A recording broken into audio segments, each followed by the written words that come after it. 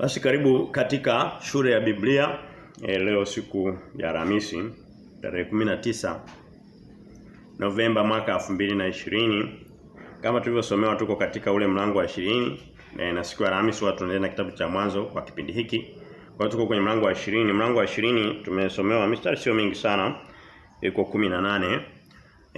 Mistari 18 na tumeona ni habari za Ibrahimu na mfalme wa taifa moja la Wakanani la anayejulikana kama Abimeleki.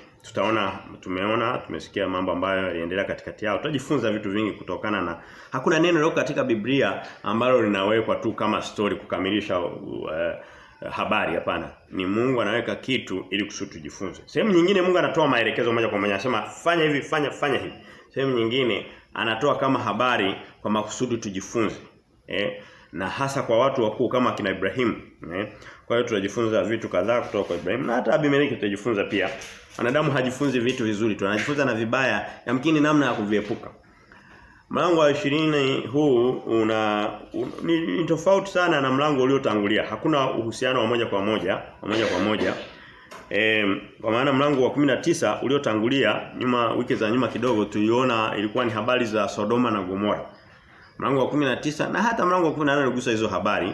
Hiyo milango miwili, kwa hiyo haiungani moja kwa moja na mlango wa 20. Lakini kuna kiunganishi hapo katikati, kuna Ibrahimu. Alionekana katika ile milango iliyotangulia. Aliguswa kidogo kwenye mlango wa 19. Na tuliona kwenye mlango wa 19 habari za Sodoma na Gomora, tuliona jinsi ilikuwa ni miji ya mashoga. Na tulishahubiri hapa mwanzoni mwa mwaka au mwaka jana mwishoni kwamba dhambi ya ushoga itakuwa ni kama pigo la mwisho kwa dunia. Itakuwa ni giza litakayofunika dunia, hatua ya mwisho, kama vile na Mungu anasema kama hivyo kwa wakati wa Sodoma na Gomora kwenye matukio kama hayo ndivyo itakavyokuwa wakati mwana wa Adamu anakuja. Kwa hiyo unapoona msukumo wa mambo ya ushoga dunia nzima, watu wanaoamini ushoga ni wengi kuliko wanaoamini Mungu. Na tuliona pia kwamba mlango wa 19 hoja ya kwanza kabisa tuliona ni jaribu kuunganisha ya mambo. Tunaona ile hoja kuu ya kwanza kabisa ilikuwa ni kwamba Agano Jipya linasema kwamba matukio au adhabu au mapatilizo au kuunguzwa kwa Sodoma na Gomora, kimsingi lengo lake kubwa ilikuwa ni kufundisha watu watakaoishi baada ya hapo. Kwa sababu wale hawakupata somo walikufa.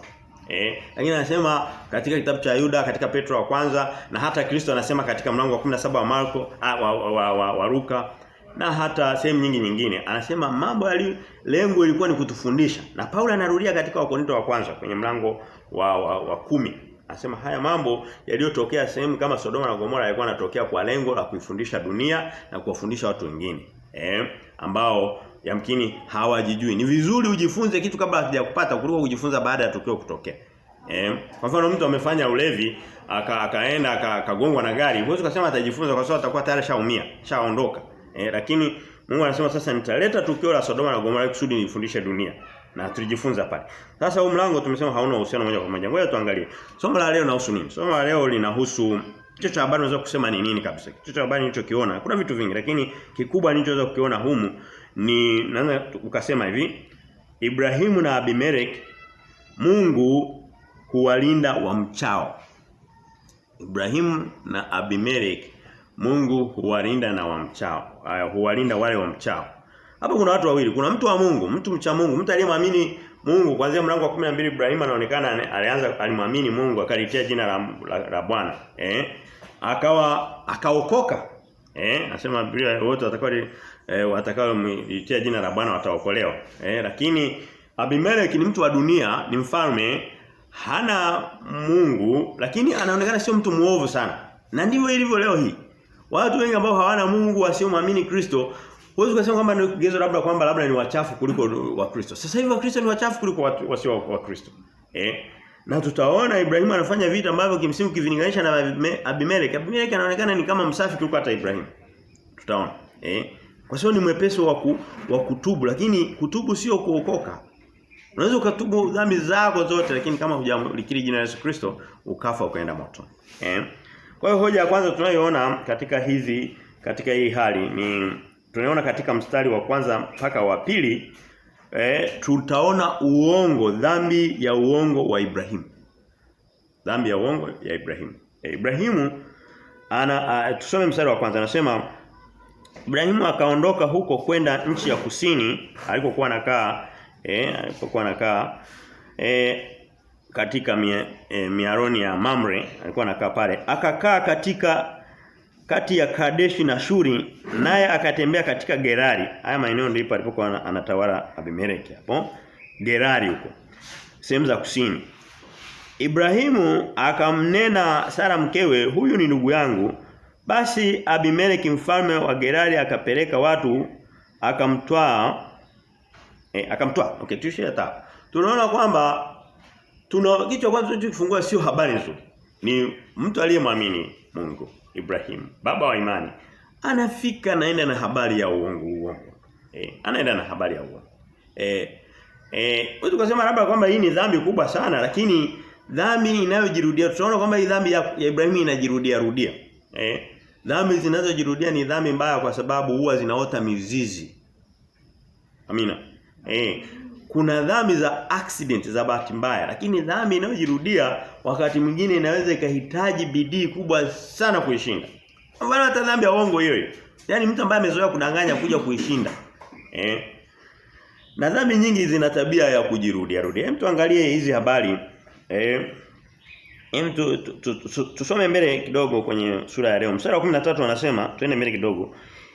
Ikawa hapo Mungu aliponisafirisha kutoka nyumba ya baba yangu, nikamwambia, hii ndiyo fadhili yako utakayonifanya. Kila mahali tuingiapo useme huyu ni ndugu yangu. Ibrahimu anakiri kabisa, anamwambia bwana mimi kweli. Huko mbele baadaye alikuja kukamatwa kwamba alikuwa alidanganya. Akakiri, anasema kwa kweli mimi ndio nilimwambia hivyo, sio kwamba amedanganya mwenyewe, ndio nilimuomba. Ibrahimu anakiri dhambi yake. Kwani mimi kukiri dhambi tunachukua ni kitu kizuri ndio, lakini kibaya kizuri zaidi ni kuikiri na kuiacha. Lakini tuone ni jambo zuri kidogo. Lakini sio mara ya kwanza Ibrahimu anafanya haya makosa. Hebu twende nyuma, tuliona twende kwenye mlango wa 12 wa kitabu hiki. Unaweza kusema kwa nini sasa tunaanza kuchimbua vitu sehemu nyingine? Ndivyo namna ya kusoma Biblia. Biblia inasomwa kwa kulinganisha. Ukisoma katika kitabu cha Wakorintho wa kwanza anasema tukilinganisha mambo ya rohoni kwa mambo ya rohoni. Usiposoma Biblia namna hii hutakaoelewa. Utafikiri na kudanganya, lakini Mungu anapoongea sehemu moja anaongea na sehemu nyingine. Tusome kwenye mlango wa 12, tusome mstari wa 12 pia. 12 na 12:13. Anasema basi itakuwa Wamisri watakapokuona watasema huyu ni mkewe, kisha wataniua mimi na wewe watakuacha hai. Tafadhali, mstari wa 13. Niko Mwanzo 12:13. Tafadhali useme wewe ndugu yangu, iwe heri kwangu kwa ajili yako na nafsi yangu iishi kwa ajili yako. Unaona kwamba alishafanya hizi habari kule nyuma. Alipoenda Misri. Kusini huko kwa, lakini anaenda kusini zaidi. Mstari wa 19 sura hiyo ya 12 anasema, mbona ulisema huyo ni umbu lako, umbu ndo dada, hata nikamtoa kuwa mke wangu. By the way, King James hajasema hivi. Na Mungu hakumruhusu Ibrahimu mke wake kupotea. Kwa hiyo King James anasema ningemtoa, alisema. Yaani alikuwa ni kama alikuwa anajiandaa kuchukuliwa na Farao kuwa mke wake. Mungu akamponya kama anavyofanya hapa kwenye kitabu, kwenye sura ya leo. Kwa hiyo unaona kwamba uongo ulishakuwepo tangia nyuma, na uongo unaenda mbele zaidi. Na hii habari tuwe kuisoma. Twende katika mlango wa 26. Tunaona hii habari inakuja kumpata mtoto wake Ibrahimu pia. Hakuna kitu kibaya, naomba niseme, kama jambo baya linapotembea katika ukoo. Ukuta kuna ukoo wa watu wezi. Yaani ukuta baba mwizi, babu mwizi, mtoto mwizi, ukoo. Ukakuta ukoo una vitu vingi, ukoo zina tabia, na hivi vitu vinatokana na kuvilea, kuvifuga. So mtoto kama vile unavyomfundisha lugha yako ya asili. Kama labda unaongea Kigogo, mtoto akasikia unaongea Kigogo, naye ataongea Kigogo. Akisikia unaongea Kiingereza ataongea Kiingereza. Sasa vile vile akiona unavyodanganya naye atadanganya hivyo hivyo. Kwa hiyo watu watajiuliza kwamba hili tatizo limetokea wapi? Kumbe tumelifuga sisi. Kama mtoto anajifunza lugha unayoongea, kama anakula chakula ulichozoea kula, kwa nini asijifunze na tabia zako? Tuangalie mlango wa 26 mstari ule wa 6 anasema mstari wa 6 anasema Isaka akakaa katika Gerari pale pale alipokuwa babake. Watu wa mahali hapo wakamuuliza habari za mkewe akasema ni ndugu yangu huyu maana aliogopa kusema mke wangu watu wa nchi wasije wakamua kwa ajili ya Rebeka kwa maana alikuwa mzuri wa uso. Sasa unaona hizi habari zinaendelea zile. Ni wakati mwingine ni kukimbia kivuli chako.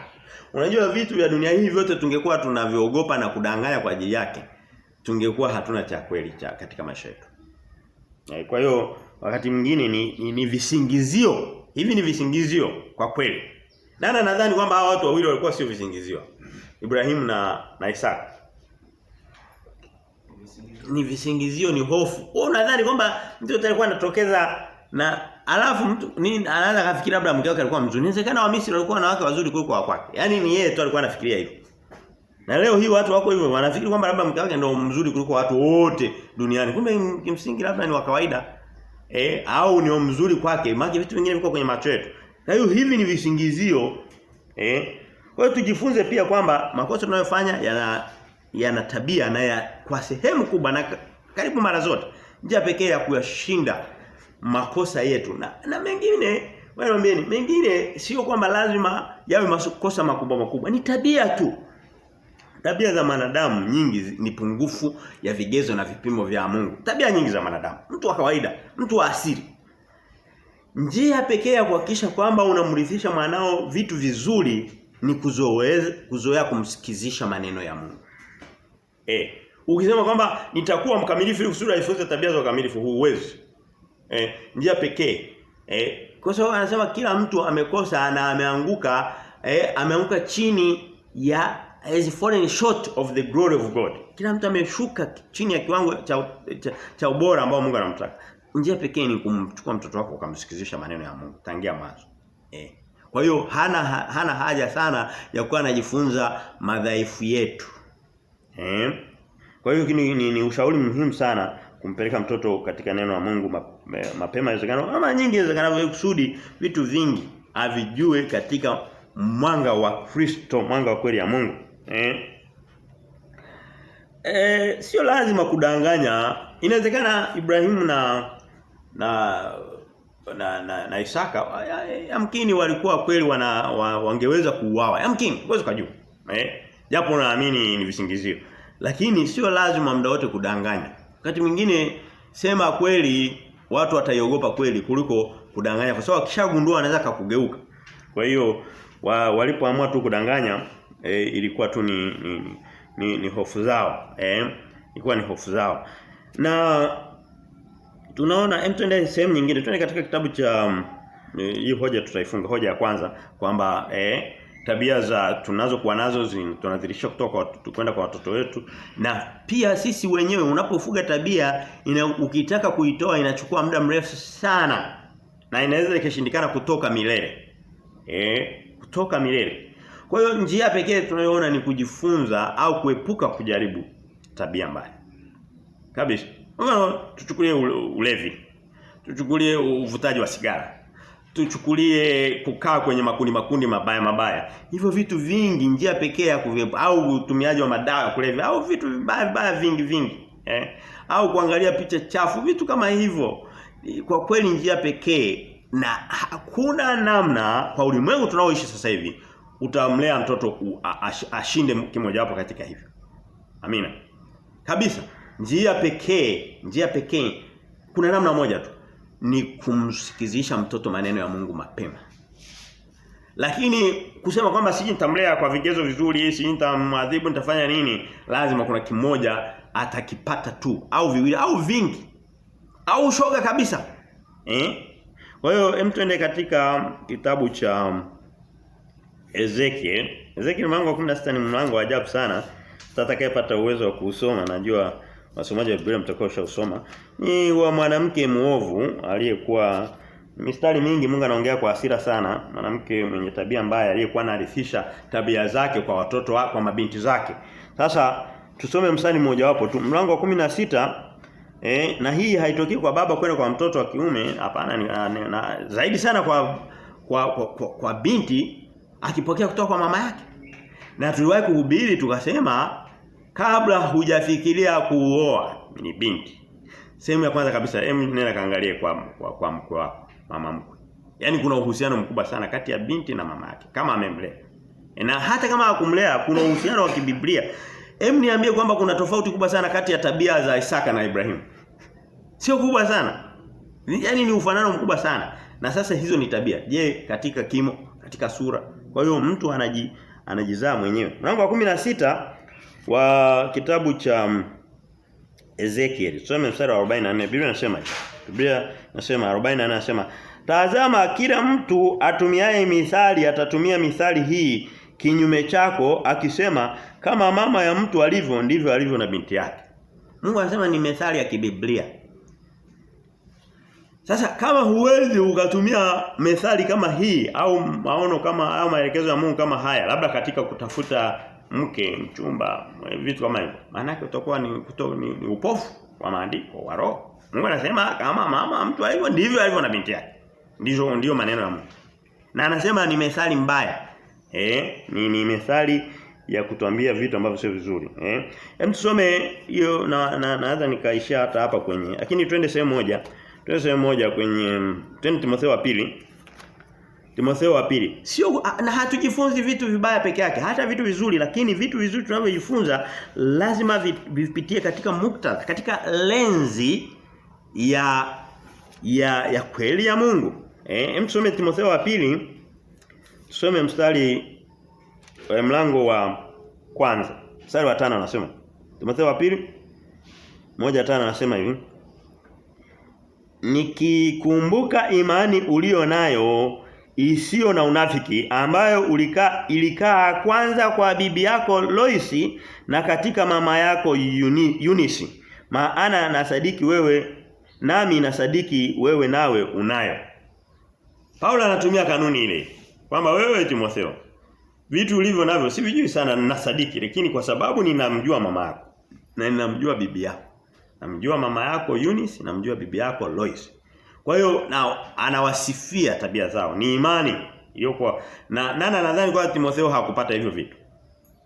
Alivipata kabisa. Sasa unaona kwamba hizi tabia nyingi alizozipata nzuri za sifa zilikuja katika muktadha wa mambo ya Mungu, hazikuwa kwamba walikuwa ni watu wema wakamilifu hawa mama wao, mtu na mama yake. Lakini inafika kwa mjukuu Timotheo, lakini inafika katika muktadha hao watu walimzoeza kwenda kwa Mungu. Na baba yake Timotheo anajulikana alikuwa ni Mrumi asiyemcha Mungu kabisa. Na tulisha kusema kwamba huhitaji wazazi wote wawili ili kusudi mtoto akue katika kicho cha Mungu. Unahitaji mtu mmoja tu wa kumpeleka kanisani na kanisa zuri la kumhubiri basi. Ndicho alichokipata Timotheo. Kwa hiyo tunaona hizi tabia. Hoja ya pili tunayoipata kwa ajili tu ya twende haraka kidogo. Hoja ya pili tunayoipata katika sura ya leo. Twende sasa turudi tena katika kitabu cha Mwanzo tulipokuwa pale mlango wa 20. Hoja ya pili tunayoipata kubwa ni kwamba ni hoja ya neema ya Mungu kwa kweli. Ni hoja nzuri. Naomba ile tuliyomaliza kusema ni nzuri sana. Lakini hii nayo ni nzuri sana. Ni tabia ya Mungu kwamba Mungu anakuwa upande wa wacha Mungu wake, na ndiyo kichwa cha habari cha somo la leo. Mungu anakuwa upande wa wacha Mungu wake hata kama hawako katika upande sahihi zaidi. Yaani kumetokea mapishano au mapingano au ugomvi au tofauti kati ya mcha Mungu wa Mungu na mtu tu wa kawaida asiye mcha Mungu, hata kama ni mcha Mungu lakini asiye muamini Mungu. Maana ni mtu anayeishi kwa utakatifu wake lakini sio utakatifu wa kimungu. Mungu hata mara nyingi Mungu hata angalia huyu mcha Mungu wake kama yuko sahihi au hayuko sahihi, anamponya anyway. Anamponya bila kujali kwamba amekosea kwenye ile tukio au la. Anaangalia picha kubwa ya uchamungu wake, ya imani yake kabla hajaangalia ugomvi wake na mwanadamu mwingine. Amina. Hem tusome pale. Tusome katika mstari twende mstari wa 3 anasema. Mstari wa 3 anasema lakini mstari wa 3 anasema Mwanzo 20 lakini Mungu akamjia Abimeleki katika ndoto ya usiku akamwambia umekuwa mfu wewe kwa sababu ya mwanamke huyu uliyemtoa maana ni mkewe mtu. Basi Abimeleki alikuwa hakumkaribia akasema Bwana je utaua hata taifa lenye haki je haukuniambia mwenyewe hakuniambia mwenyewe huyu ni ndugu yangu na mwanamke mwenyewe naye alisema huyu ni ndugu yangu kwa ukamilifu wa moyo wangu na kwa kuwa safi mikono yangu nimefanya hivi. Mstari wa 6 Mungu akamwambia katika ndoto nami nimejua ya kwamba kwa ukamilifu wa moyo wako umefanya hivi ndipo nami nikakuzuia usitende dhambi kwa hiyo sikuacha umguse. Sasa hapa mwenye kosa kimsingi ni Ibrahim. Kosa kubwa ni Ibrahim kwa sababu Ibrahim alidanganya akashirikiana na Sara na ilikuwa ni tabia washajipanga tangia nyuma. Lakini wakati na kunaenda kufanyika tukio la dhambi mwanzilishi wa ile dhambi ni Ibrahim. Lakini Mungu anamtetea Ibrahim na kosa lake anamshtumu Abimeleki. Abimeleki anamwambia lakini mimi ni msafi. Haya mambo ni kwanza na mara nyingi ndio tabia ya wanadamu. Wanadamu ni mwepesi kusema jamani mimi ni msafi. Kosa langu liko wapi jamani? Mungu akasema okay Mungu ni kama alikuwa ni kama anamkejeli anasema okay na mimi najua wewe ni msafi huna makosa. Wewe kila mwanamke anayetokeza kwenye nyumba yako unataka kumtwaa. Hata kama amekwambia kwamba ni dada yake. Kwa hiyo Mungu anasema okay najua hujafanya kosa. Lakini wewe ni mfu. Wewe uko kwenye njia ya mauti. Yaani unaona kwamba Mungu angeweza kusema ni kweli Abimeleki. Kosa ni la Ibrahimu mtumishi wangu. Kwa nini amekudanganya bwana? Ngoja nikashughulike naye. Hapana. Mungu anaendelea kushughulika na nani? Na Abimeleki. Na hili naomba tujifunze. Ili tujifunze. Ninajua namjua mama mmoja alikuwa na mume wake. Walikuwa wanaendesha gari. Mume akafanya makosa ya kitrafiki kwa mfano kama kupita taa ambayo inawaka nyekundu. Afanya nini? Sasa trafiki akasimamisha ile gari akataka kumwadhibu yule dereva wa kiume. Sasa katika hali kama ile, katika hali ya kawaida mwenye kosa kabisa la kwanza kabisa ni kama ilivyo kwa Ibrahim. Kimsingi anakuwa ni nani? Ni yule dereva. Lakini inapokuja hii argument, huu ushindani kati ya dereva, mme au wakati mwingine labda ni mke. Lakini mimi kisa ninachokiona niliyokiona ni hicho cha mwanamke. Mwanamke akaanza sasa kusimama upande wa traffic. Kweli umekosea. Bana, haitaki kuwa hivi. Hata kama ni mtoto wako.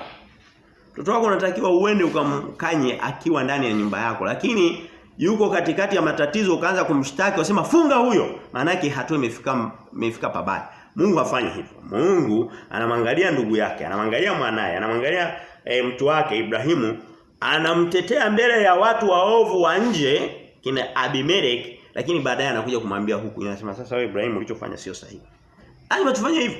Labda huko na mkeo akaenda akafanya kitu kibaya chochote kile, labda akapelekwa na polisi. Huwezi kusema ndivyo alivyo. Miaka yote ameshindikana tangia zamani. Ukaanza kumsaga na kumsema vibaya, hapana. Hiyo ni makosa. Lazima muda wote. Unaweza kusema kama ni aina fulani ka upendeleo. Yes, hakuna ubaya. Mungu wakati mwingine anaangalia watu waliofanya vizuri anawaongezea zaidi. Lakini hii ya ukuta watu labda ni familia moja ndugu, mtu akaanza kusimama kinyume na mtu wa kwake. Labda ni mfano hata kanisani. Ukakuta mtu wa kanisani kwako na mtu wa sio wote walioko makanisani wanakuwa wana nia moja na Kristo nani. Lakini ni mcha Mungu. Mtu wa kanisani ameanguka kwenye matatizo, labda amefanya hata kosa. Wakati mwingine hata kaitwa katika vyombo vya dola. Hutakiwi kuwa wa kwanza kwenda kumsuta vidole. Sicho Mungu anachofanya. Hutakiwi kuwa mtu, hatutakiwi kuwa wa kwanza. Inatakiwa tuwe wa kwanza kuwatetea, na sio kusema kwamba tunaunga mkono makosa. Hapana. Tuende sehemu nyingine tuone kanuni hiyo ya kibiblia. Tuone katika kitabu cha Esther. Esther mlango ule wa 6. Esther mlango wa 6. Tutaendelea kusisitiza hii hoja ieleweke. Hizi ndio tabia za kimungu. Ndizo tabia ambazo huwezi kuzipata. Na by the way watu wa duniani wanazijua hizi, wanazifanya, lakini watu wa Mungu inawawia vigumu. Inawawia vigumu.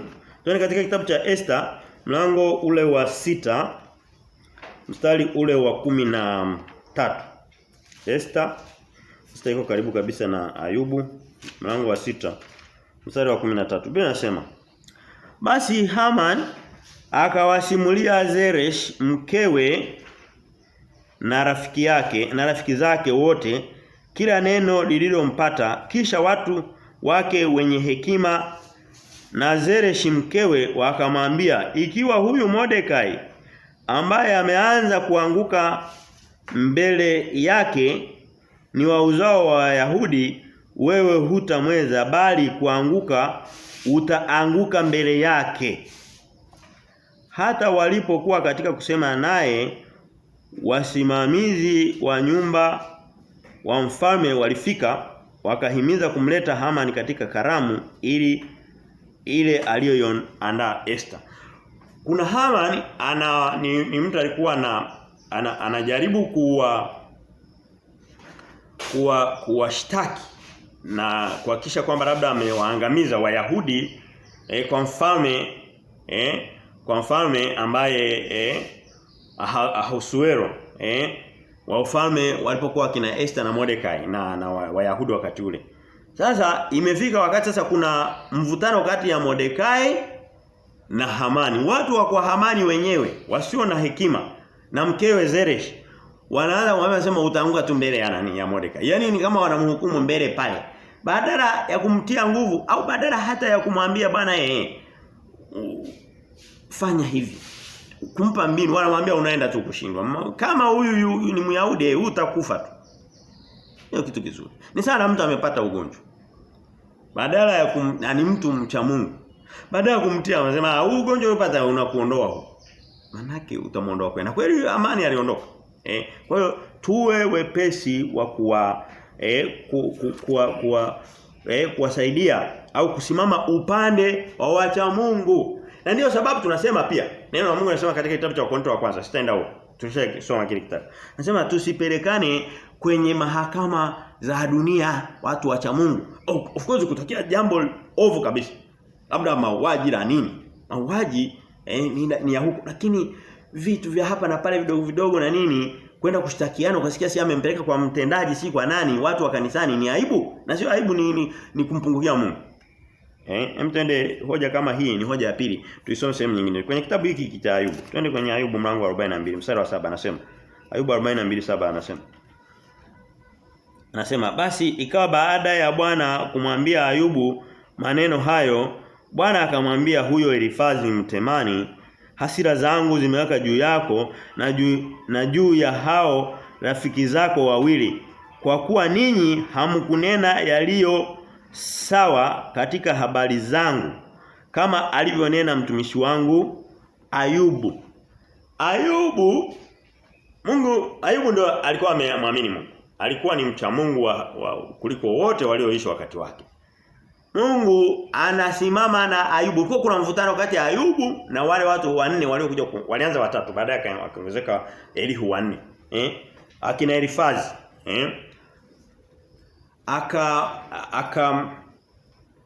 Ayubu, Mungu akasimama na Ayubu akasema huyu Ayubu alikuwa mtu wangu mwema, alikuwa mcha Mungu. Na sio kusema kwamba muda wote Ayubu alikuwa anaongea mambo mazuri, hapana.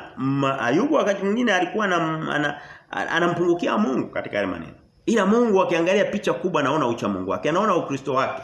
Sio kwamba anaona hamhukumu hukumu iliyo sawa na watu wa dunia. Hem, tuangalie sehemu nyingine ambapo Mungu kwa mfano tusome Ayubu mlango wa 40 mstari wa 6. Mungu anasema hivi. Ayubu 46. Ndipo Bwana akamjibu Ayubu katika upepo wa kisulisuli na kusema, jifunge viuno kama mwanamume. Mimi nitakuuliza neno nawe niambie, je, hata hukumu yangu utaibatilisha? Utanitia mimi hatiani upate kuhesabiwa haki? Huyo ni Mungu anamwambia. Kwa hiyo unaona kama Mungu akiwa na Ayubu wawili anamwambia Ayubu umenipungukia. Unataka mimi nimetoa hukumu nataka kuibatilisha? Lakini alipokutana naye anataka sasa kumlinganisha na hawa wakina Elifazi. Mungu anasema pana, Ayubu mtumishi wangu alikuwa mkamilifu. Yaani unamfichia siri, unamfichia aibu mbele ya watu wa nje, lakini ukiwa naye unamwambia umekosea hiki na hiki. Ni kanuni nzuri sana. Ni kanuni nzuri kwenye ndoa, ni kanuni nzuri hata kwa watoto. Lakini inafika wakati mwingine sasa mtu kama sio msikivu kwenye siri huwa anaambiwa wazi. Kishafika hatua mbele zaidi. Lakini hawa wawili Ayubu na Ibrahimu hawajafikia hatua hiyo ya kuonywa wazi. Mungu anawaambia, anawaonya huko pembeni. Hata sehemu nyingine kwa mfano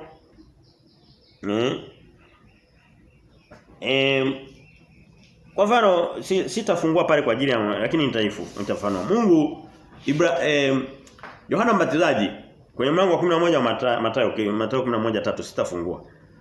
Alienda akasema nendeni mkamuulize Kristo. Huyu ndiye mwenyewe yule au tumtumenie mwingine? Kama huyu Kristo sio kamili, huyu sio Kristo halisi. Twende mkahakikisha.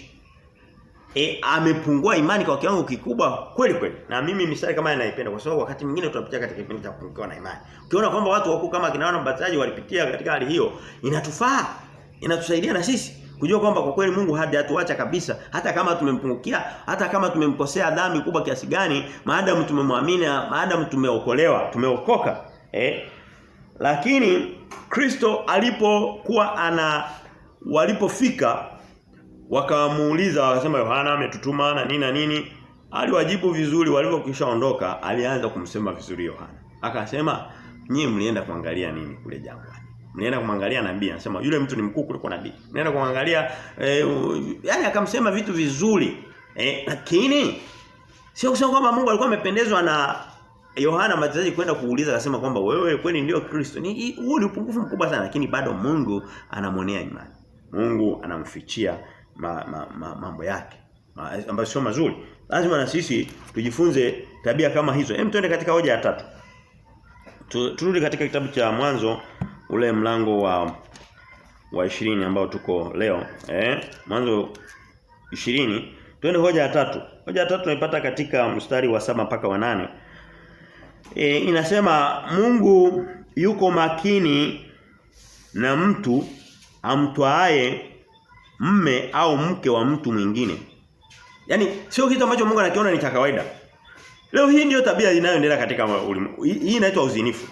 Hii ni uzinifu. Tena huu wa kulazimishana. Mlango wa 7, mlango wa 20 mstari wa 7 Biblia inasema, basi sasa Mungu anamwambia Abimeleki, basi sasa umrudishe mwanamke kwa mtu huyo, maana yeye ni nabii naye atakuombea upate kuishi, bali usipomrudisha fahamu ya kwamba kwa hakika utakufa wewe na watu ulio nao. Mstari wa 8 Abimeleki akarauka mapema, akarauka mapema, akawaita watumwa wake wote, akawaambia maneno hayo yote masikioni mwao. Nao watu hao wakaogopa sana. Unaona kwamba hili tukio kwanza lilikuwa halijatendeka, lakini Mungu yuko tayari kumuua. Anasema utakufa. Yaani sio dhambi ambayo anaiona ni dhambi ya kawaida, ni dhambi ya kuua mtu pale. Na ukienda sehemu nyingine, kwa mfano tusome mstari wa 3 nyuma tulipotokea pale, anasema hivi, lakini Mungu akamjia Abimeleki katika ndoto ya usiku akamwambia, umekuwa mfu wewe. Unaona kosa aliyokuwa amefanya nini? Ni kule tu kutaka kumtwaa. Haikuwa hajafanya yuko. Lakini leo hii matendo haya ni matendo Herode ndicho alichokifanya. Na Yohana Mbatizaji akamkemea. Mungu anaona hili tukio. Sio kusema kwamba ameliandika. Uwezo kusema kwamba Mungu alikuwa anachukizwa, yuko tayari kuua, na tutaona huku mbele. Kimsingi kabla hatujafanya hoja tuione sehemu nyingine. Twende katika mlango wa 12 mstari wa 17. Tuone uzito Mungu anaoweka katika hizi habari. Sasa hii ni katika unasema habari gani? Habari za mtu kuwa na mke wa mtu mwingine. Mungu anaweka mauti pale. Anaweka mapigo. Tutaona kwa mfano katika mstari wa mlango wa 12 mstari wa 17 tusome tena. Lakini Bwana akampiga Farao na nyumba yake mapigo makuu kwa ajili ya Sara. Mungu haoni kama ni kitu cha kawaida. Huwezi kusema kwamba ilikuwa ni kwa ajili ya wakati wa Ibrahimu. Mungu ni yule yule jana, leo na hata milele. Alichokichukia zamani ndicho anachokichukia sasa. Alichokichukia leo hii ndivyo inavyoendelea katika maofisi. Unasikia wanawake wameolewa ni wanafanya kazi, wanatembea na mabosi wao. Mungu analiona kama ni tukio ovu ambalo adhabu yake ni ya mtu kufa. Adhabu yake ni mtu kupata ukimwi, adhabu yake ni mtu kugongwa na gari. Ni dhambi kubwa. Ni dhambi kubwa kabisa ambayo tunaona ilitokea kwa Farao, inatokea kwa mfalme wa Gerari, Abimelech, na sio sehemu moja tu. Ni sehemu nyingi. Twende mbele mstari wa sura ya leo mlango wa 20 tuone ili somo linalosema hii hoja inahusu uzinzi. Mungu anaona dhambi ya uzinzi kama ni dhambi ya mauti ambayo watu wanatakiwa wafe. Wasababishi. Mlango wa 20 mstari wa 17 Biblia inasema, kwa hiyo sitauhubiri nikifika huko leo.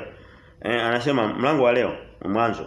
Mstari wa 17 anasema Ibrahimu akamwomba Mungu akamponya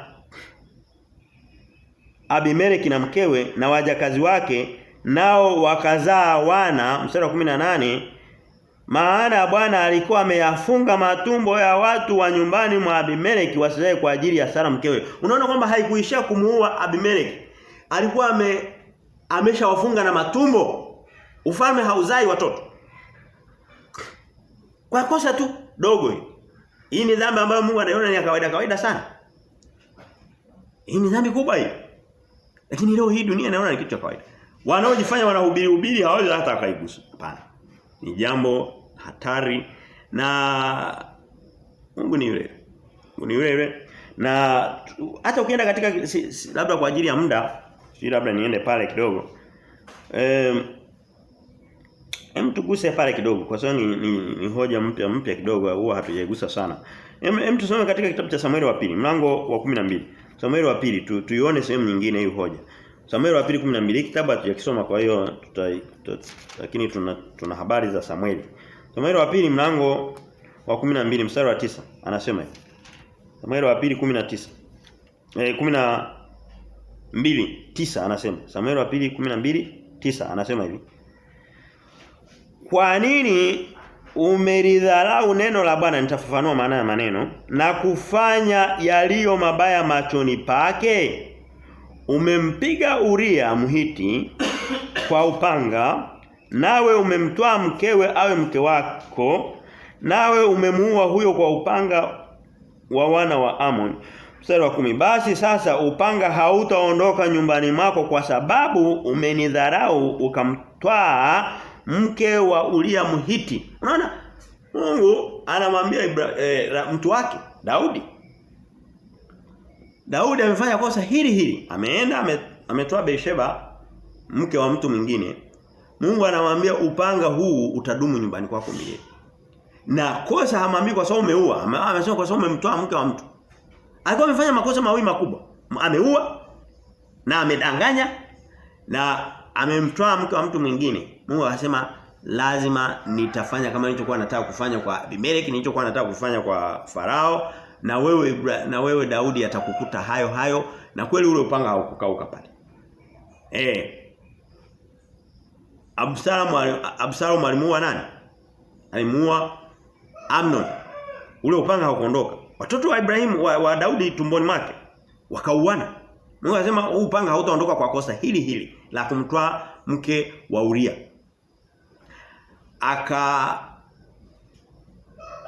Absalom akafa. Akauawa na majeshi ya Daudi. Na sio kwamba Daudi alikuwa ameyatuma, hapana.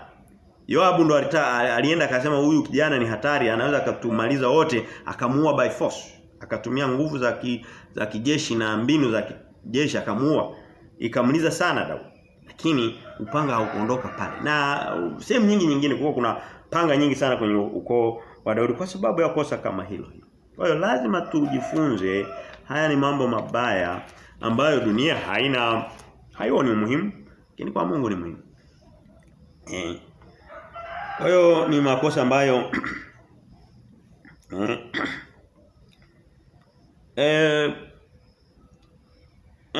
tusome sehemu moja. Tusome katika Yeremia, tutakuwa tumemaliza hii hoja. Yeremia 5 mlango wa 5 wa Yeremia mstari wa 8. Tusome Yeremia 5:8. Biblia inasema hivi. Yeremia 5:8. Dhambi za uzinzi. Yeremia 5:8. Biblia inasema Yeremia 5:8 anasema hivi. Anasema walikuwa kama farasi walioshiba wakati wa asubuhi, kila mmoja akalia kwa kutamani mke wa mwenzake. Je, nisiwapatilize kwa sababu ya mambo haya, asema Bwana? Na nafsi yangu, je, nisijilipize kisasi juu ya taifa la namna hii? Mungu anasema hii dhambi ya mtu kumtamani mke wa mwenzake, wa jirani yake, anasema taifa la namna hii siwezi nikaliacha hivi, lazima nijilipizie kisasi. Anafanya vile vile. Anafanya vile vile. Na hata ukisoma katika Ezekiel 16:38, naomba nisiende huko zaidi ili somo litakuja kama somo la kujitegemea. Na sehemu nyingine. Lakini ni kitu ambacho naona Mungu anakiadhibu bila kurudi nyuma, bila kutafuta, bila kufikiria mara mbili, anasema nitajilipiza kisasi, na mara nyingi anahusisha mauti. Kifo. Hoja 4. Turudi katika kitabu cha Mwanzo mlango ule wa 20 tulipo leo. Tusome mstari wa hoja 4 inasema hivi. Hoja 4 inasema hivi. Tuangalie toba ya kweli. Hoja 4 ni toba ya kweli. Toba ya kweli ikoje?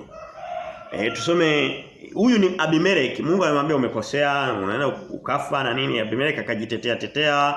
Mungu akasema ni kweli, sawa, ninaelewa na nini, lakini haishi hapa kujitetea. Ni pamoja na kufanya toba, ni pamoja na kuchukia lile kosa na kuchukua hatua kubwa. Na hakuchukua hatua kubwa peke yake, alichukua hata na ufalme wote alihusisha. Akasema hili kosa lilikuwa lifanywa na mimi mwenyewe, lakini naomba niambie ufalme wangu wote. Manake mtu anachukua toba ya kweli kweli. Anasema tusome mstari wa 8 na wa 9. Anasema hivi. 8 na 9 anasema kisha Abimeleki akalauka mapema, akawaita watumwa wake wote, akawaambia maneno hayo yote masikioni mwao, nao watu hao wakaogopa sana. Kisha Abimeleki akamwita Ibrahimu akamwambia, umetutenda nini? Nimekukosa nini hata ukaleta juu yangu na juu ya ufalme wangu dhambi kuu? Umenitenda matendo yasiyotendeka. Kwa hiyo unaona kwamba ili tukio lilimuumiza sana Abimeleki. Na ukitaka kujua kwamba lilimuumiza, alilijutia mpaka akaenda kuwafundisha na wengine. Akaenda akahusisha na ufalme wake wote, anataka hii dhambi isisikike tena katika ufalme wake. Sasa hicho ni kipimo cha kosa cha toba ya kweli, kwamba imekuchukiza na unachukua hatua, na kweli uwezo kusema kwamba huyu mtu hakuchukizwa na hakuchukua hatua. Alichukua hatua kubwa za kutosha kabisa. Watu wengine Mungu anaweza kasema na sisi. Wakati mwingine anasema na sisi katika neno lake, hata katika njozi. Mungu anasema make hili kosa lilikuwa hajatendeka bado. Lakini Mungu anasema, alimwambia Ibrahim, alimwambia Abimeleki, anasema wewe ni kama umeshakufa. Na tayari umeshachukua hatua, umeshaanza kuadhibu ufalme wako, watu hawazai watoto na nini. Sasa usifanye hilo kosa. Abimeleki akaacha, akageuka, akatubu. Mungu ndicho anachotaka. Lakini kuna watu wengine hawatubu. Kuna watu wengine Mungu, of course, unaosema ni akina nani? Ni sisi sote hapa tu. Mimi na wewe. Je, tuache kuyasema? Hapana. Tunapoendelea kuyasema na kujifunza, tunapata nguvu, tunapata mfano, tunapata pia uvuvio wa Mungu wa kutuwezesha kushinda kiburi cha kukataa maonyo ya Mungu. Tusome katika kitabu cha Yeremia mlango wa 5. Yeremia 5. Tuangalie tabia ya wanadamu walio wengi na kweli. Wanapoonywa na Mungu, wanapoonywa na neno la Mungu, wanapoonywa na wahubiri na wazuri makini, badala ya kugeuka kama alivyofanya Abimeleki, wao wanakaza, wanasonga mbele, wanaendelea kwenye msimamo wao wa kutenda ile dhambi. Soma mlango wa 5, anasema mstari ule wa 3 anasema hivi. Bwana, macho yako je, hayaangalii uaminifu? Umewapiga lakini hawakuhuzunika. Umewakomesha lakini wamekataa kurudiwa. Wamefanya nyuso zao kuwa ngumu kuliko mwamba, wamekataa kurudi. Hivi ndivyo ambavyo tunatakiwa tuepuke kuwa. Mungu alivyomrudi Abimeleki akageuka vizuri. Na hakuwa mtu aliyeokoka huko. Lakini anaisikia sauti ya Mungu. Je, si zaidi sana kwangu mimi na wewe tunaoamini Mungu. Kwa hiyo Mungu anapo tusikatae kurudiwa, tusiendelee kuyakaza macho yetu na kusonga mbele katika kosa lile lile. Tuwe tayari kugeuka kama Abimeleki. Unaweza kusema ni katika dhambi gani? Dhambi zote. Tuna dhambi nyingi. Mungu anatuonya kila kukicha, anatuonya Mungu anatuonya zaidi sehemu gani kwenye neno lake? Mungu anasema usifanye hiki, usifanye hivi. Useme uongo, usiibe, usiwe mvivu, usifanye nini? Tunaendelea tu. Tunajaribu kujifunza namna ya kuendelea ya kugeuka ili kusudi tusikie sauti ya Mungu. Tusome twende katika hoja nyingine. Hoja nyingine katika turudi pale mwanzo 20. Hii ni hoja ya 5 kwa leo. Tuangalie, hii sio hoja ya kidhambi sana na nini, lakini ni mambo ya kwenye Biblia. Tutaigusa kidogo. Udugu wa Sara na Ibrahimu. Ibrahimu na Sara kweli walikuwa na udugu gani? Kweli walikuwa na tabia zote mbili. Walikuwa mtu na mke wake ndio. Lakini Ibrahimu anafafanua, anasema, tusome mlango wa 20 wa kitabu cha Mwanzo tulipokuwa pale. Anasema okay, nilimwambia aseme ni dada yangu, lakini kiukweli kweli ni dada yangu, na kuna kitu nitakifundisha pale. Tusome mstari ule wa 11. Anasema hivi, mstari wa 11. Anasema hivi. Ibrahimu akasema, kwa sababu naliona yakini hapana hofu ya Mungu mahali hapa, nao wataniua kwa ajili ya mke wangu. Mstari wa 12. Naye kweli ni ndugu yangu, binti wa baba yangu, ila siye mwana wa mama yangu, ndipo akawa mke wangu. Huyu mtu walikuwa na baba mmoja, lakini mama tofauti. Mama tofauti. Sasa unaweza kusema sasa tunajifunza nini hapa? Tunajifunza ni kwamba kuna mambo ambayo Mungu anabadilisha katika utendaji wake. Mambo madogo hasa ya mienendo ya kila siku. Kwa mfano, Mungu mwanzo hakuwa ameweka adhabu ya kifo. Alikuja kuweka adhabu ya kifo baada ya gharika. Akasema atakaye wa mtu atauawa na yeye na watu. Kabla hapo haikuwa hivyo. Kabla hajaweka hiyo adhabu ya kifo, Kaini akamua Abel. Na sehemu nyingine Mungu akasema mauaji yalikuwa mengi kwa sababu kulikuwa hakuna adhabu ya kutisha. Mungu akasema hapana, sasa nabadilisha baada ya hapo. Na hapa vile vile wakati wa kina Ibrahimu, Mungu hakuwa amezuia mtu moja kwa moja, na kwa sababu dunia ilikuwa na watu wachache wakati ule. Haikuwa amezuia mtu labda mtu labda kijana na binti wa baba mdogo. Walikuwa na uwezo wa kuoana rasmi kabisa na harusi ikafanyika. Kwa hiyo inaonekana Ibrahimu alipomwoa huyu uwezo kufanya hivyo leo hii. Kwa sababu gani? Baada ya hapo Mungu alibadilisha utaratibu. Tuone katika kitabu, tutasoma sehemu moja. Tusome katika kitabu cha Walawi mlango ule wa Walawi 18:9. Walawi ilikuja baadaye kabisa, ni kitabu cha 3 baada ya Mwanzo, Kutoka, Mambo ya Walawi. Baadaye kabisa. Hapo Ibrahimu alishaondoka. Mwanzo Walawi 18 mstari wa 9. Walawi 18:9 anasema hivi. Walawi 18:9 anasema. Anasema utupu wa umbu lako binti ya baba yako au binti ya mama yako, kwamba alizaliwa nyumbani mwenu au kwamba alizaliwa kwingine, utupu wa hao usifunue. Unaona kwamba hii sheria imekuja baada ya Ibrahimu. Mungu anasema hata kama amezaliwa kwenye nyumba nyingine, yani hamkuwahi kukaa naye, huyo sio, hamna uhusiano, mwezi mkafanya uhusiano wote namna. Lakini wakati wa Ibrahimu hiyo sheria ya Musa alikuwa hajazaliwa, ilikuwa haijaja. Sasa hivi sisi tunaishi katika ulimwengu ambapo sheria zote zimekamilika. Sheria za Kristo inafanya kazi. Sheria ya zote Biblia nzima imekamilika. Kwa hiyo tunajikuta kwamba alichokifanya Ibrahimu hawezi kufanyika leo. Mtu anaweza katoka hapa kuna madhehebu yana mambo ya ajabu. Anasema unamwona Ibrahimu mbona alikuwa na mke ambaye alikuwa ni dada yake wa karibu. Lakini ni kwa sababu kitabu cha Walawi hakikuwepo. Mungu alikuwa hajaweka sheria. Mungu alikuwa hajaweka hiyo sheria. Kuna sheria ambazo Mungu aliziongeza. Ni kama sheria aliyoweka Kristo. Mfano sheria aliyoweka Kristo akasema mtamtazamani mwanamke kwa kumtamani ameshazini naye moyoni mwake. Hiyo ni kwenye Agano Jipya. Haikuwepo kwenye Agano la Kale, imeongezeka. Na kwa hiyo Biblia inasema aliyepewa vingi kwake vingi vitadaiwa. Mkristo wa leo amepewa vingi, amepewa ukamilifu, amepewa roho wa Mungu, lazima ashinde sehemu kubwa sana ya dhambi nyingi. Lakini sasa hivi ndio dhambi nyingi zinafanyika kuliko wakati ule. Ni kitu cha ajabu. Kwa lugha nyingine mapigo yake yatakuwa ni makubwa vile vile. Twende katika hoja ya 6. Niko na sehemu nyingine ya kusoma lakini ngoja tuiache. Twende katika hoja ya 6. Yamkini ndo hoja ni ya mwisho ya pili kutoka mwisho. Hoja ya 6. Itakuwa ni ya mwisho. Tujifunze jinsi ya kutengeneza na uliyemkosea. Jamani, katika vitu ambavyo vinasumbua maisha ya wanadamu karibu wote ni namna ya kutengeneza na mtu ambaye mmekoseana au hasa yule uliyemkosea wewe. Lakini leo hii dunia inataka mtu mmoja kimkosea mwingine anataka mtengeneze sawa. Bwana wewe muombe msamaha na wewe muombe msamaha ameisha. Hapana, hicho kitu hakuna. Mtu aliyekosewa ndiye huombwa msamaha. Lakini dunia inasema nenda mnyoshe mkono, mpe mkono, ameisha. Yule aliyepigwa, aliyeumizwa, huo sio msamaha. Ukisoma katika kitabu cha Ufunuo mlango wa 6 mwishoni wa kitabu cha Ufunuo,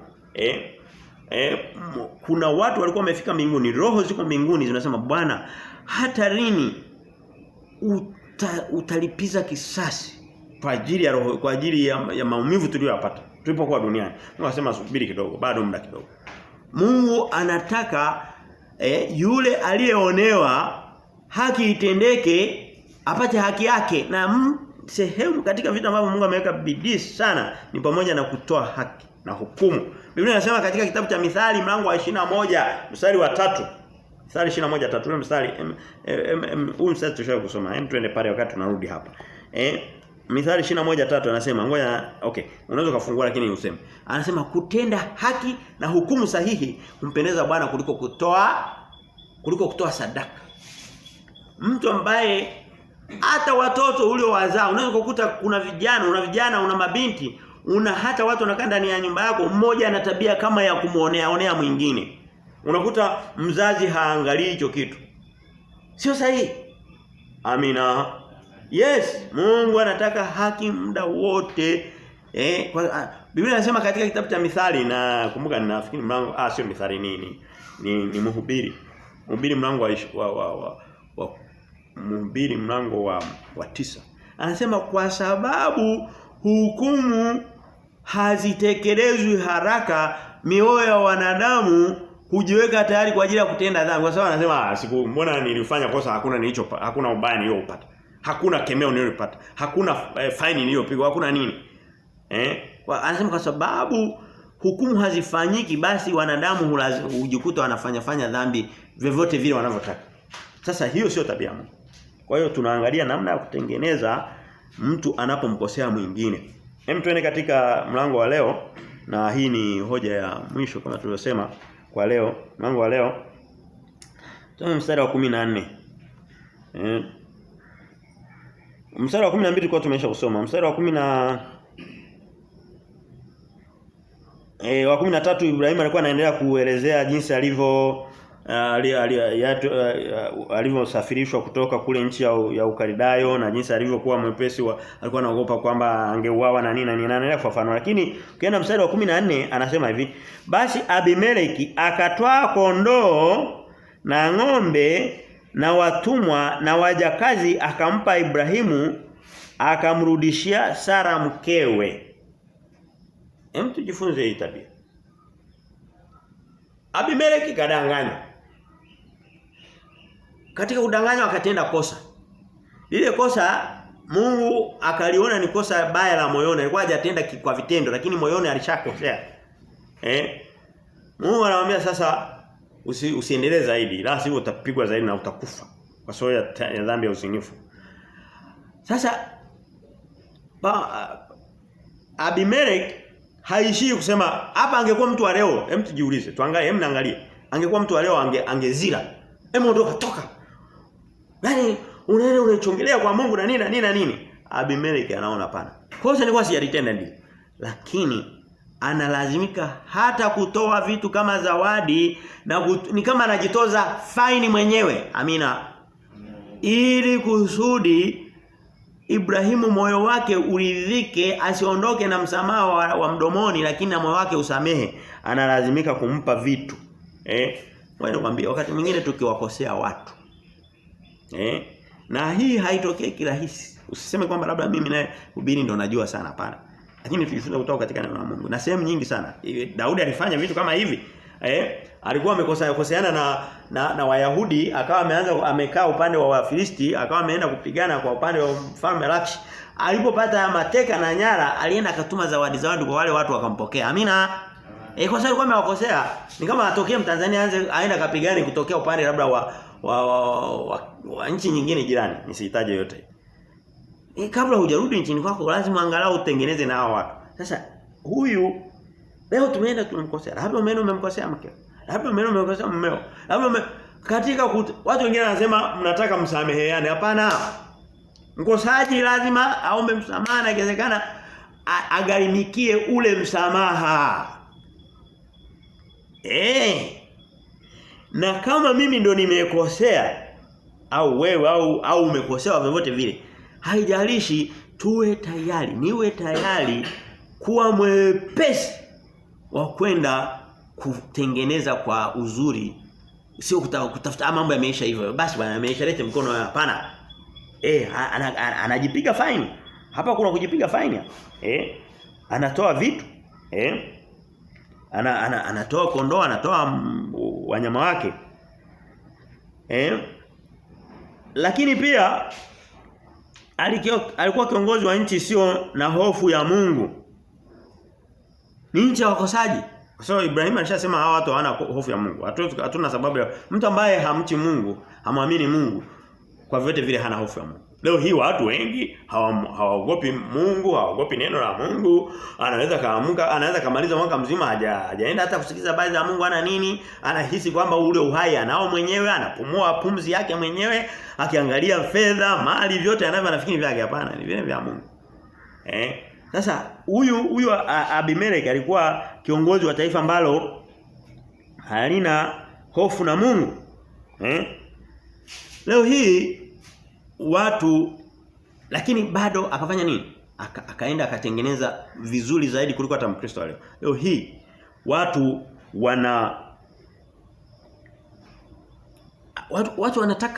wanataka haki hata katika kukosea. Tuchukue dakika chache tufikirie na tufungie hapa. Mtu leo hii wewe kwambie, ikitokea watu wawili wametofautiana na ukichunguza ukakuta mtu akakupa habari ile ni nani, ukagundua kwamba huyu ndio mwenye kosa, utakuta yule mwenye kukosea ndiye anaye hamaki sana na kutafuta visasi vingi. Amina. Ndio sio? Unakuta mkosaji ndio mwenye kuhamaki, ndio mwenye kutafuta haki, ndio mwenye kukimbia kwenda hata kutafuta taraka. Wakati ndio mkosaji kwa mfano. Yaani anatafuta haki zaidi kuliko hata yule ambaye ameonewa. Hapa aliyekuwa ananyang'anya mke alikuwa ni Ibrahim. Lakini huyu Abimeleki akijua kosa lake na hata kabla hajalitenda, lakini alikuwa na nia ya kutenda, anakuwa mwepesi. Hafanyi kama Mkristo wa leo, hafanyi kama mwanadamu wa leo. Mwanadamu wa leo anataka akufanyie makosa, akija kufanyia makosa au wewe basi umfanyie makosa, alafu kama hayaishi hivi basi akachukua hatua zaidi. Mtu mwingine anaweza kaenda akachukua kiwanja chako baada akaenda kukushtaki na mahakamani. Amina. Ipo kabisa. Mkristo. Mwingine ni mchungaji kabisa, unakuta na kanisa kubwa hapo mwenye. Anaenda ananyang'anya mali za watu alafu anawazidi na pesa, anaenda kuwashtaki mahakamani. Na kwa sababu wakati mwingine watu wana nguvu, anapata ushindi. Anapata ushindi. Sasa ni vitu vya ajabu sana. Lazima tuwe na hofu na Mungu. Lazima tuwe na hofu ya Mungu. Lazima tujifunze kutoka kwa watu hao wasio wacha Mungu.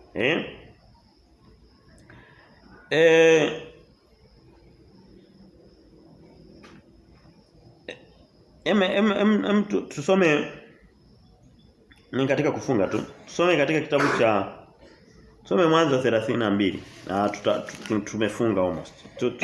Ni kukamilisha tu hii habari kidogo. Mwanzo 32 tusome mstari wa 13. Mwanzo 32. Hii ni habari za Yakobo. Tuangalie Mwanzo 32. Tuangalie namna ya kutengeneza vizuri na mtu aliyemkosea. Naamini tumejifunza. Naamini vitu kama hivi hutajifunza sehemu nyingine. Na kuhakikishia. Hutapata sehemu ya kujifunza.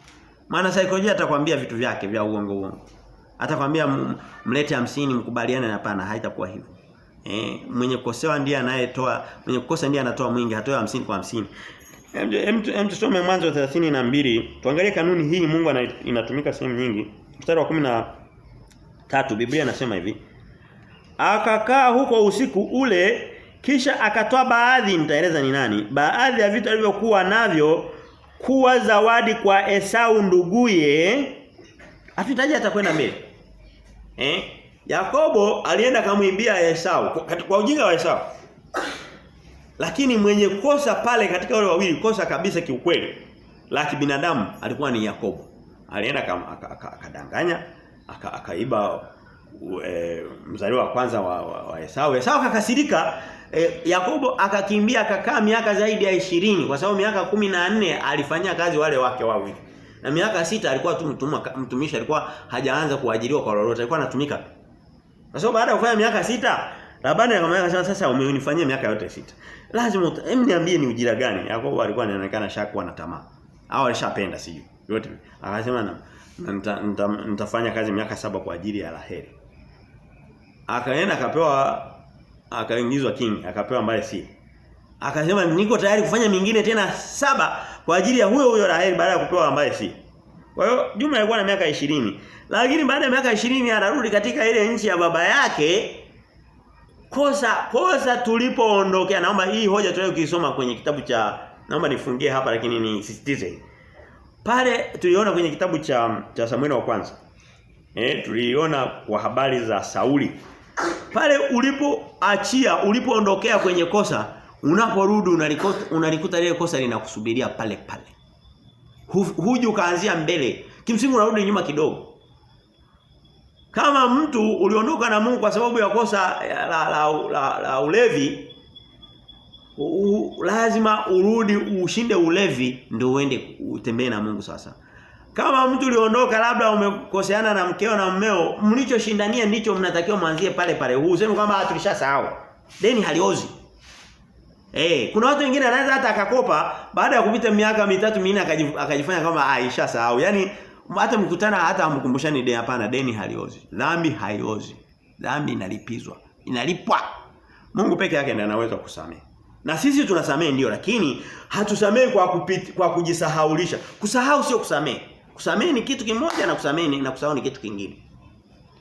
Sasa Yakobo akirudi anajua kwamba kosa lake la miaka ya nyuma, karne labda iliyopita whatever, bado liko pale pale. Anapeleka vitu, anatanguliza kondoo na mbuzi na ngamia. Anafika kwa Esau anavyo vya kutosha sana, anasema sasa hivi tumetoka wapi? Anasema nimetoka kwa ndugu yako Yakobo. Anasema hivyo sina shida navyo. Mimi na shida na Yakobo, lile kosa lile. Yakobo akasema nimekwisha. Akaanza kugawanya vitu vyake, anasema nyewe mpite huko nikifa angalau wengine wapone. Kwa sababu lile kosa liko pale pale. Lakini tunaona kwamba njia anayoitumia ni kutoa zawadi, ni kushuka, ni kuomba. Sio 50 kwa 50 kwamba bana tulikoseana lete mkono, hapana. Lazima tujifunze kwenda sawa sawa. Na ni vizuri kujitafakari kwamba hapa nimekosa kiasi gani. Lakini haina maana kwamba lazima ukubali kosa hata kama kosa. Kuna watu wengine pia yuko tayari kukubali kosa lake hata kama kosa na watu wengine. Ni neema ya juu sana, lakini mwenye kosa ni ndio mwenye kosa. Baba, tunakushukuru kwa manufaa zako. Asante kwa sura ya leo. Asante kwa neno hili Mungu, tunaomba likawe halisi, likatufundishe. Tusisikie na kuacha hapa, wala tusikie na kusahau, lakini Mungu tusikie na kwa neema yako na kutenda. Bariki watu wako hawa Mungu, tunaomba jioni njema, tunaomba wiki njema, tunaomba ulinzi wako. Tunaomba Mungu neema yako ikawe kujua maisha yetu. Mungu tunatukuza na jina lako Baba. Katika usikivu wetu huu mdogo, tunaomba Baba mbinguni ukaendelee kujitukuza katika maisha ya watu wako.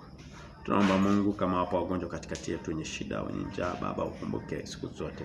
Ukatulishe kama ulivyotulisha rohoni, ukatulisha na mwilini Mungu wa mbinguni.